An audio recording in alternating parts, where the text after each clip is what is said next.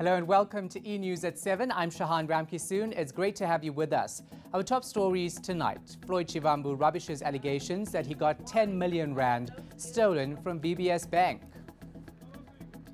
Meanwhile, his brother Brian Shivambu, who's accused of benefiting from the looting, is planning on challenging the VBS report.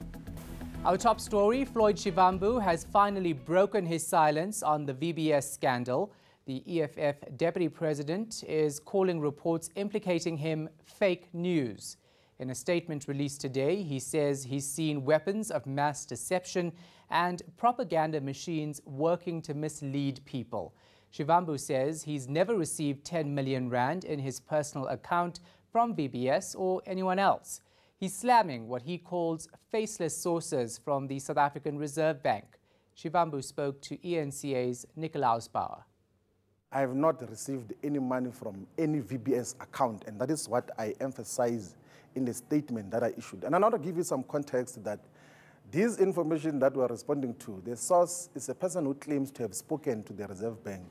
I spoke this morning with the governor of the South African Reserve Bank to check if any of the Reserve Bank deputy governors or himself have given information to Daily Maverick. And then he sent a clear text message, which is going to now confirm with a letter to say that none of the HODs and none of the deputy governors in the Reserve Bank has ever given information to the effect that I have received 10 million. So that thing is fake news that is being spread. I understand that, Mr. Shivambu, but I'm going to ask the question again. If it's not your bank account, any other EFF member's bank account or the party itself, has any money flowed fraudulently from the VBS banking scandal to the party? Nicholas, the EFF has got possibly a million or more members. And how do you want me to now say if there are EFF members who got money from VBS or not? Maybe there are members of the EFF who have got bank accounts with a...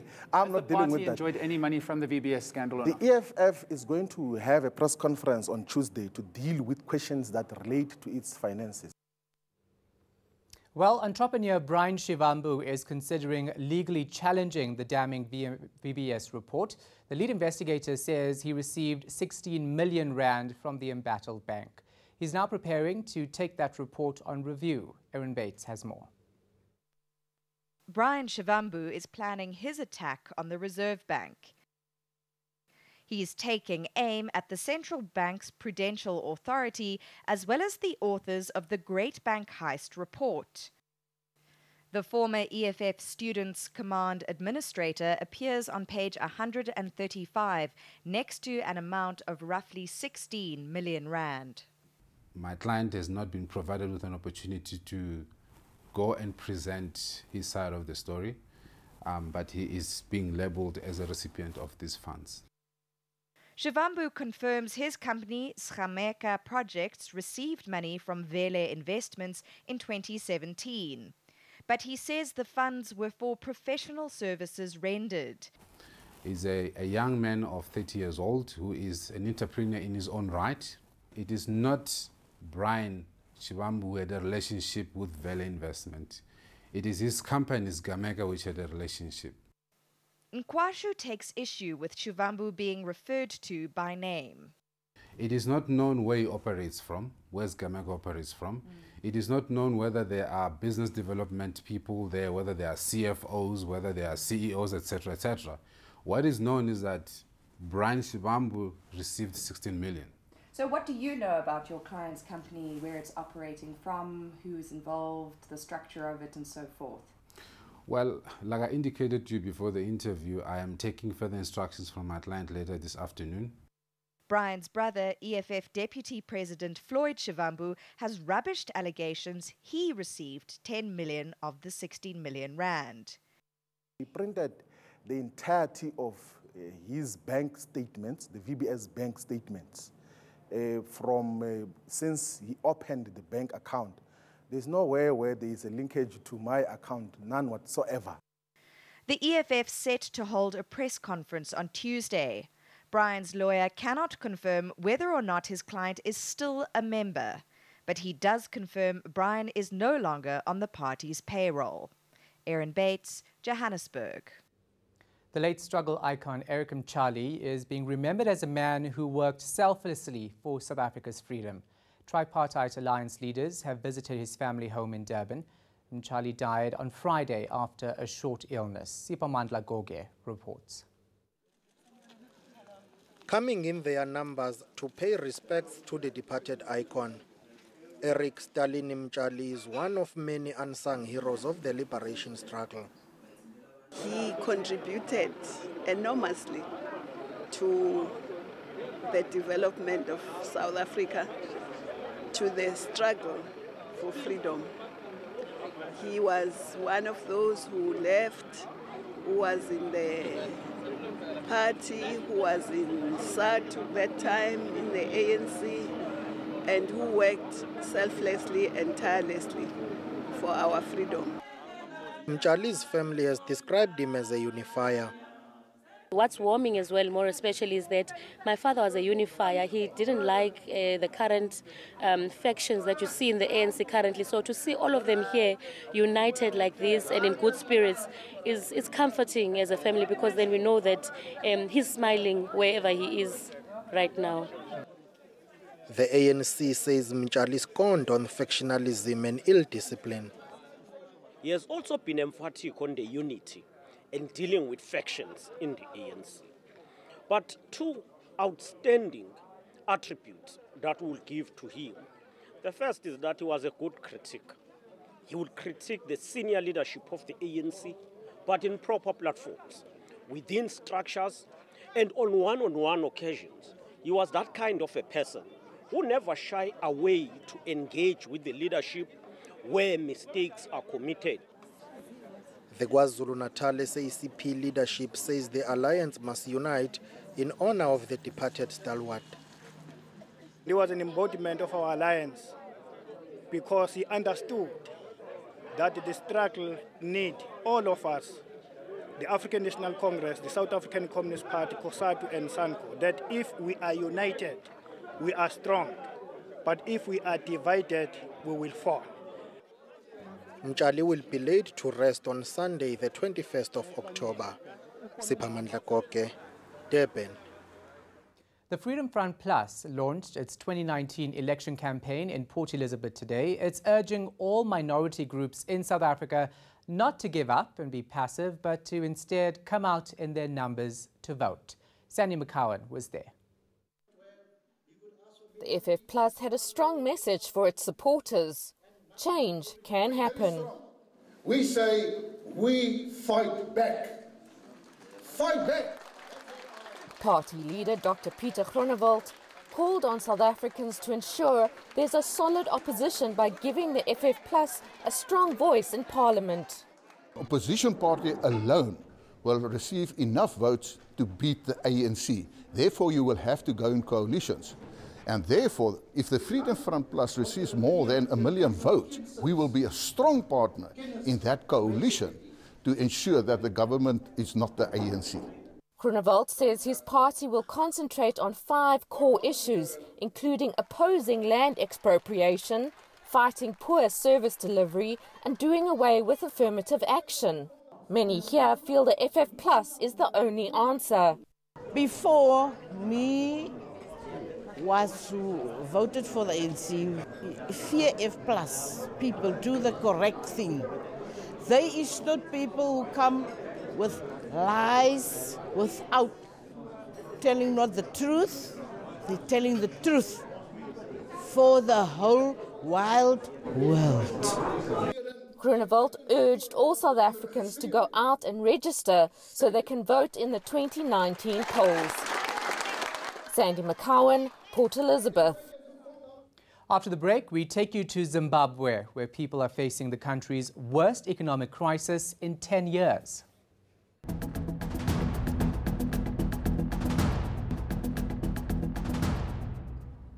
Welcome back. When the city of Cape Town was on the brink of running dry, the number of projects were escalated in an effort to find additional sources of water. Now that dams are collectively over 70% full, it's time to rethink some of those emergency plans. Peladi Setusa reports. In the panic of a day zero reality in Cape Town, desalination plants were seen as one of the best ways to increase access to water. 3 temporary plants are up and running, but now it seems plans for a permanent one are seriously being reconsidered. The temporary desalination plants was essentially planned in response to an emergency situation around the drought. The rainfall has definitely provided relief for our dams, and it has given us time to ensure that we take all factors into consideration in making decisions with regards to our water future. Ideally, construction of a permanent plant should have already begun, but technical assessments are still underway. While recent rains have bought the city of Cape Town more time to rethink their plans, the situation for businesses that have already built in-house plants is a bit more complicated. Many of the plants have only been granted 2-year operating licenses. You had a lot of progressive thinking companies who put in place this infrastructure, but I think it's absolutely essential that they're allowed to continue operating that infrastructure. Raven says taking more time to consider all alternatives would be a good move. Limburg says the 553 million rand received from national government towards drought funding will be used to continue with exploration at 3 different aquifers in the city. Piledi Situsa, Cape Town. We apologize for the quality of the visuals in that story. Further afield, Zimbabwe is facing its worst economic crisis in a decade. There's simply no cash in circulation, and it's leading to food chains closing down. Food and basic food items, as well as fuel rather, are in short supply. Our Zimbabwe correspondent Pindai Dube spoke to people about their concerns. This is what they had to say. I've been in the queue since 11 a.m. and now it's about 2 p.m. Can you imagine the production I was lost? I could have been doing some business, but time wasted. Everybody knows the problem. What we need only is to change this government. To change the leader, the one who's running the country. If we change that one, then every problem is solved. The prices are too high. I can't even to buy even a bread because the prices are too high. I don't think the president will run this economy as the prices are going high. I think it will be better for Mugabe to come back to lead this country. Obviously the rates, the black market rate, so other people can access the foreign currency for importing their day-to-day stuff that they sell in their shops. So, they have to access that from the black market. In Nigeria, 833 children have been released from the Civil Joint Task Force. It's a militia group fighting Boko Haram in the northeast of the country. The force signed an action plan to end child recruitment in September last year. The release of the children, 40% of whom are under 16, marks the first formal release. And US President Donald Trump is welcoming the release of an American pastor who is being held in Turkey. Pastor Andrew Brunson's detention sparked a trade war between the two countries. Brunson and his wife were taken to the airport yesterday. He was accused of having links to Kurdish militants. It's also believed he supported a Muslim cleric blamed for the 2016 Turkey coup attempt. The pastor was jailed 2 years ago and had been under house arrest since July. A Turkish court yesterday sentenced him to 3 years in prison on terrorism charges, but found he had already served his time. For the break, we have your weather details, and then, are you a fan of street art? Well, the 6th edition of the City of Gold Urban Art Festival has started in Johannesburg, offering a graffiti tour.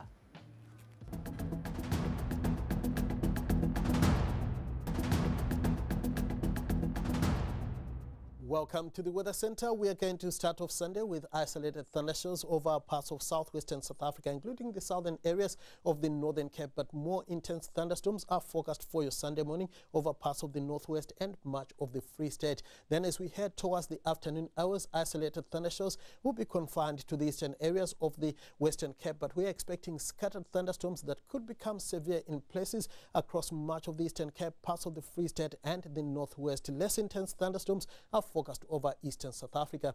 Then towards the evening hours, we are going to see drizzly conditions setting in along the west coast, and it's going to become mostly dry for the southern parts of the country. Now, if you are in the Northern Cape, you can expect isolated thunderstorms for a good part of your Sunday in most areas. It will be sunny for Upington, warming to around 27 degrees, much cooler for the southern parts of the province. Isolated rain showers are forecast for the western areas of the Western Cape, Cape Town, warming to around 20 degrees, and we're expecting thundershowers for the eastern half of the province. It's going to be pretty unsettled for much of the Eastern Cape with scattered thunderstorms in most areas, warm for much of the interior, but mild as we go towards the coastal areas. Isolated rain and thunderstorms are forecast across much of KwaZulu-Natal, Durban and Richards Bay, reaching highs of around 22 degrees in the afternoon. It will stay fairly unsettled for much of Mpumalanga, Mbombela, with a top temperature of 21 degrees. A few sprinkles of rain are possible for eastern and central Limpopo. Thundershowers are forecast for the western sections, where warm afternoon temperatures are expected. It's going to be mild to warm across the northwest with isolated to scattered thunderstorms forecast for your Sunday.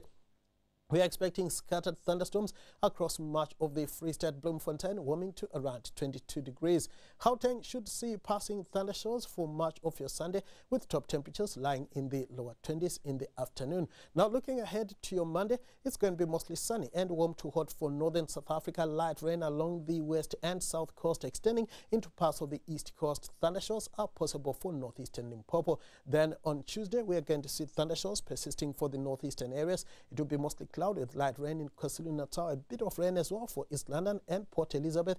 It will be mostly sunny for northern South Africa. Well, the 6th edition of the City of Gold Urban Art Festival in Johannesburg kicked off earlier this week. The festival revolves around graffiti culture, including exhibitions, mural projects, film screenings and street art tours. Our reporter Detiris Alepe was part of the graffiti tour, viewing what the streets of Joburg has to offer.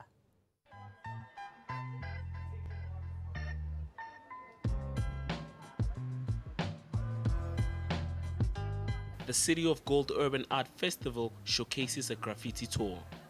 Led by Joe Beinder, the tour is aimed at creating awareness around graffiti culture, establishing Johannesburg as a destination for graffiti, and assisting in the development of the local graffiti community. Beinder says the art form at times goes unappreciated because of its stigma for being illegal and sometimes dirty. There's many narratives around graffiti. I think they're all viable. I think they're all true. I think that there has to always still be the illegal side of it. I think that it is what it is. But there's another aspect to graffiti, which is the big walls, the art, and it can have a real role within the Johannesburg inner city, which is bringing art to everybody. But Beinder says corporates and government should embrace the art form. A lot of corporate companies and the government in some ways around the world, they try and fight graffiti. They don't want people tagging, they don't want people on the walls. But rather than that, do what has happened in this festival, is that let people paint your walls and you'll get beautiful artworks out of it. Organizers say they aim to paint the mural that is Johannesburg one wall at a time. Ditiros Lepe, Johannesburg. Here's a reminder of our top stories before we go. Floyd Shivambu rubbishes allegations that he got 10 million rand stolen from VBS Bank. Meanwhile, his brother Brian Shivambu, who's accused of benefiting from the looting, is planning on challenging the VBS report. From me, Shahan Ramkisoon and the rest of the team, good night.